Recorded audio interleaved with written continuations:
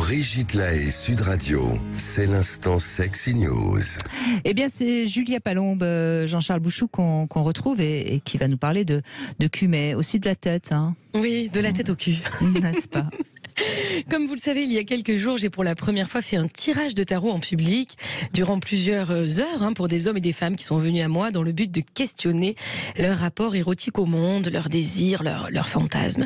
Et durant cette fameuse après-midi-là, 2 cartes sont revenues vraiment très régulièrement dans tous les tirages.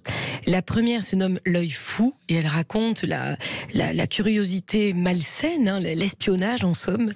Et la seconde carte se nomme la perle folle et pour simplifier, on pourrait dire qu'elle signifie l'illusion dans laquelle le sujet se trouve momentanément enfermé. Et alors je n'ai pas arrêté d'y penser depuis ce week-end-là parce que, n'est-ce pas, ironique et tellement significatif de notre époque, connecté aux réseaux sociaux en tout genre, mais pas toujours de la meilleure façon qui soit, et surtout avec un effet pervers de repli sur soi, ou pour ainsi dire, connecté aux réseaux, mais pas toujours connecté à soi. Cet espionnage et cette illusion sur soi, ça m'a marqué en tout cas de retrouver ça chez tous.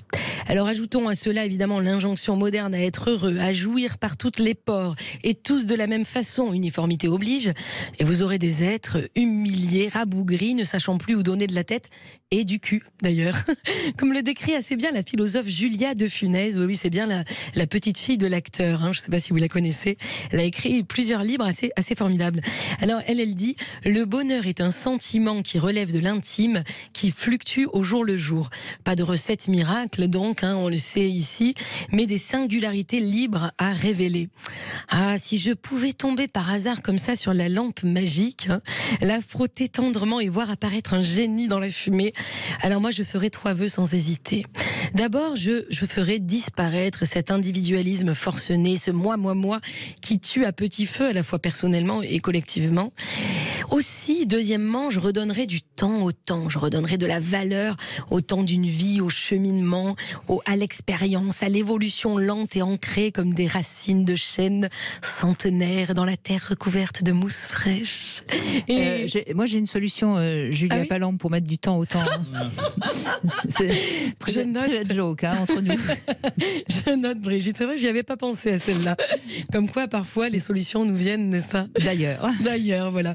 Et enfin, donc le troisième vœu que je ferai, ce serait de faire disparaître, oui moi je suis comme ça, hop, je fais disparaître l'endoctrinement, cette chose abjecte qui vous fait croire que vous décidez quand au contraire vous ne faites que suivre le chemin tout tracé par ces faiseurs de bonheur, on les connaît par cœur, les coachs en tout genre, lève-toi à 5h du matin, fais du sport, médite, ne mange pas de blé, pas de sucre, pas d'alcool, on ne fait plus rien.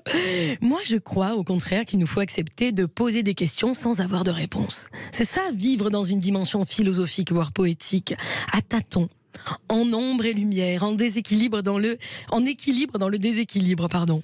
Nous nous révélons pétale après pétale, et ça a tellement plus de chien, comprenez, plus de charisme, de garder nos nuances, nos incertitudes, nos fêlures lumineuses, que de plonger dans ce conformisme individualiste dominant. En imposer sans avoir à s'imposer, moi je trouve que ce serait ça un bon début.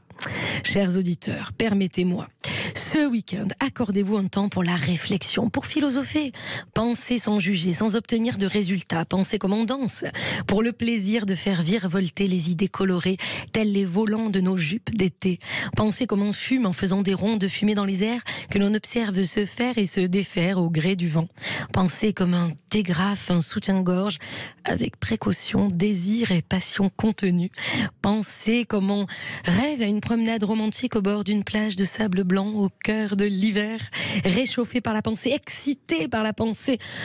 Penser, c'est déjà tellement sexy. Allez, essayez et vous m'en direz des nouvelles.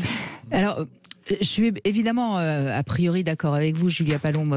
C'est bien mais je crains malheureusement, et on l'a vu encore avec le témoignage de Nathalie, je crains malheureusement que ce soit pas si simple pour les gens de penser par eux-mêmes. Et la mode des coachs aujourd'hui prouve bien à quel point les gens ont besoin d'être soutenus, guidés, conseillés. Je dis pas que c'est bien, encore une fois, je préférerais que chacun soit libre d'oser être lui-même, mais je pense que c'est une une richesse intérieure que malheureusement peu de gens ont. Je suis plus indulgente que enfin, j'essaye de rester indulgente sur tous ces gens qui ont besoin, en effet, qu'on les guide. Oui, j'ai le sentiment que quand on pose une question, on ouvre une porte. Et que quand on répond à la question, en fait, on la ferme. La porte, hein.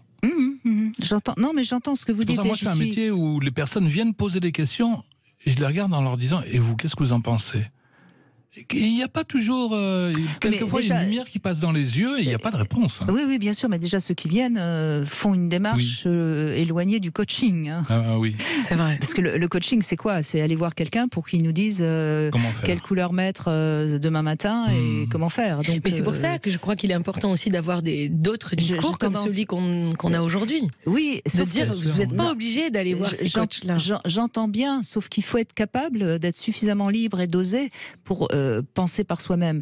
Petit pas par petit pas. Quand on écoute le témoignage qu'on vient d'entendre de Nathalie, on voit bien à quel point c'est compliqué. Nathalie, elle attend qu'on lui demande d'être dominée. Et évidemment, ça n'arrivera jamais parce que c'est déjà une position de soumise. Mais oui.